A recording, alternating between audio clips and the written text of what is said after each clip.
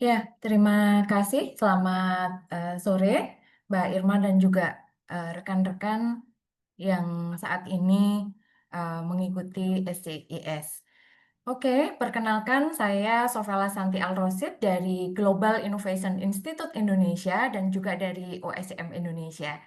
Dan hari ini saya ingin mengajak Bapak dan Ibu menjelajahi satu topik besar yang sangat relevan, yaitu bagaimana globalisasi membentuk masa depan supply chain dan mengapa sebenarnya inovasi adalah kunci untuk memenangkan permainan tersebut.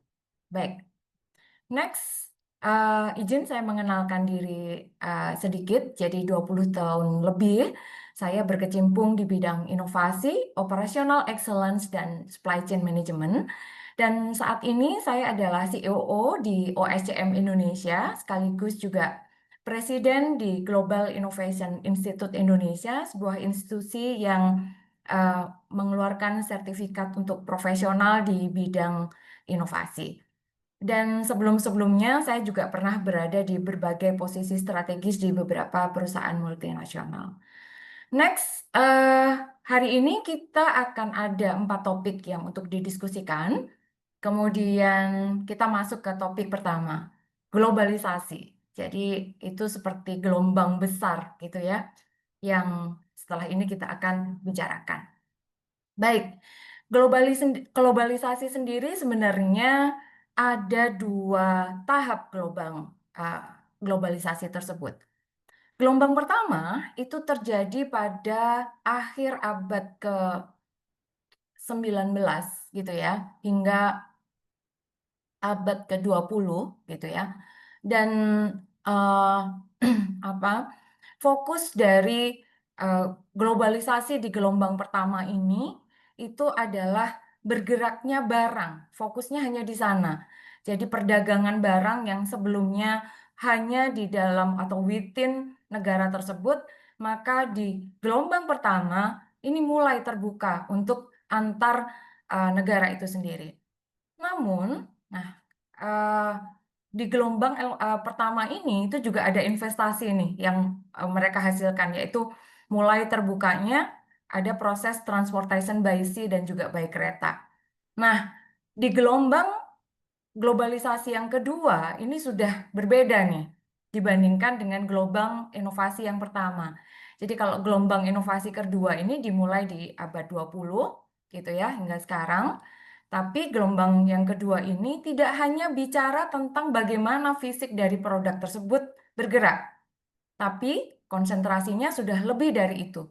Bagaimana orang bekerja lintas negara, bagaimana teknologi menghubungkan kita, bagaimana informasi mengalir real time, dan bagaimana uang itu juga bisa berpindah secara digital. Nah, contohnya saat ini, kalau kita lihat di beberapa perusahaan, untuk bicara satu tim produk saja, begitu ya, eh, yang R&D ada di Jerman misalnya. Kemudian supply chain-nya untuk procurement-nya ternyata ada di Singapura. Kemudian manufakturnya bisa jadi ada di Indonesia. Nah, kita bisa lihat di sini bahwa globalisasi ini betul-betul membuat eh, proses bisnis itu tidak ada batasan eh, geografis lagi gitu. Nah, kita coba apa namanya lihat bahwa semua jadi eh, banyak industri di dunia sekarang mereka ini eh, tidak lagi terbatas tadi geografisnya dan ini semua mencerminkan yang namanya global value chain modern. Jadi nilai tidak hanya dari produk akhir tapi sebenarnya dari bagaimana rantai dari produk tersebut dihasilkan. Dan globalisasi kita bisa simpulkan bukan hanya tren ekonomi, ia mengubah aturan main, mulai dari bagaimana produk diciptakan, bagaimana orang bekerja, bagaimana teknologi menghubungkan kita semua. Oke, dan kalau globalisasi itu kita sebut sebagai gelombang besar, maka supply chain adalah kapal yang harus bisa mengarungi ombaknya tersebut. Nah, masalahnya ini kan ombaknya semakin lama makin tinggi dan arusnya juga makin cepat gitu ya. globalisasi hari ini bukan lagi tentang membuka peluang, tapi sebenarnya kalau kita mau cermati, globalisasi itu selain membuka peluang juga sebenarnya menambah kerumitan gitu ya. Kenapa demikian? Gitu ya. eh, kita bisa katakan bahwa globalisasi ini menambah peluang, sumber bahan bakunya makin tersebar. Kita bisa dapatkan sumber bahan baku dari mana saja. Tetapi harapan konsumen terhadap kustomisasi, kecepatan, dan juga transparansi juga semakin tinggi. Nah, akhirnya apa? Itu yang menyebabkan bahwa globalisasi tidak hanya menciptakan sebuah peluang gitu ya, tapi juga menambah sebenarnya kerumitan. Nah, ini sebuah realitas baru bahwa globalisasi itu menciptakan peluang yang luar biasa, tapi juga memaksa kita untuk berinovasi, menghadapi eh, tadi permintaan-permintaan yang sekarang jauh lebih tinggi keinginannya. Nah, maka ya memaksa kita untuk berinovasi atau tereliminasi pilihannya. Dan yang kedua, yang namanya globalisasi dan inovasinya sendiri bukan hanya tentang efisiensi, tapi tentang resilient dan juga adaptif gitu. Dan itulah mengapa supply chain innovation bukan lagi sekedar strategi pertumbuhan, tapi sudah menjadi sebuah strategi untuk bertahan hidup. Nah, kalau kita lihat, kenapa sih supply chain butuh inovasi? Karena apa? Area bermainnya sekarang sudah lebih ekstrim, gitu. Ya, pertama, pasar hari ini adalah pasar yang hyper connected dan hyper kompetitif. Kita ambil contoh, konsumen di Jakarta demikian mudahnya untuk bisa dapat barang dari luar negeri.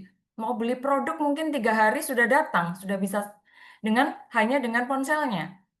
Kemudian yang kedua, kita bicara bahwa eh, saat ini yang dibutuhkan adalah speed, agility, dan customization yang merupakan standar baru yang dibutuhkan oleh dunia saat ini. Kita ambil contoh Shein.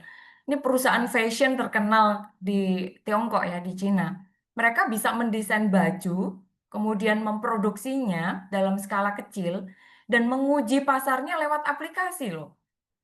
Dan dalam waktu hanya 7 hari, dia bisa mengirimkan batch besar ke negara yang menjadi target marketnya. Nah, kita bayangkan kalau dulu eh, perusahaan fashion seperti ini harus bikin prototipe bajunya dulu, kemudian dipasarkan dan lain sebagainya, sehingga butuh waktu yang lebih lama.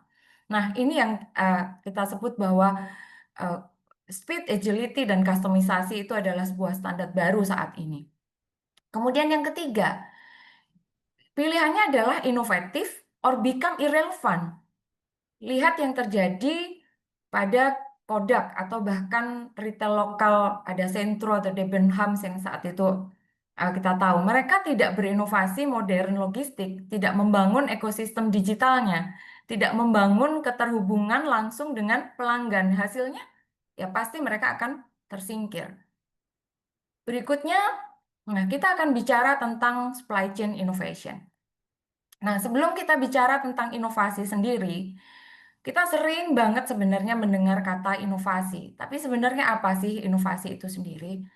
Saya mengambil dari Global Innovation Institute bahwa sebenarnya inovasi itu kalau mau digambarkan dalam sebuah grafik, grafik yang atas, jadi lengkungan-lengkungan yang atas, itu kita ibaratkan adalah keinginannya market. Jadi market itu meloncat-loncat seperti itu, keinginannya itu bukan hanya step by step berubahnya, tapi bisa jadi sebuah loncatan besar perubahannya. Nah, kemudian bagaimana perusahaan itu bisa beradaptasi, menciptakan sebuah solusi untuk bisa memenuhi apa yang dibutuhkan market, sehingga ketemulah di dalam satu titik eh, loncatan-loncatan perusahaan itu juga. Itulah yang disebut dengan inovasi. Jadi bertemunya apa yang dibutuhkan oleh market dengan apa yang bisa dipenuhi oleh perusahaan. Itulah inovasi. Nah, kalau Bapak Ibu perhatikan begitu ya, titik ini sifatnya diskrit gitu ya. Jadi dia akan meloncat-loncat seperti itu gitu ya. Karena apa? eh, Berkembangnya teknologi, keterbukaan informasi dan lain semua itu yang menciptakan tidak lagi yang namanya inovasi itu bisa tahap demi tahap. Bisa jadi itu adalah sebuah loncatan-loncatan diskrit bertemunya antara apa yang dibutuhkan market dengan apa yang bisa diciptakan oleh perusahaan saat ini. Oke, berikutnya, kalau tadi kita sudah bicara tentang apa sih itu inovasi.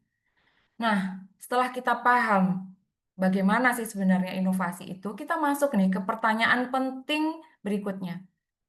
Bagaimana kita menilai sesuatu itu benar-benar sebuah inovasi?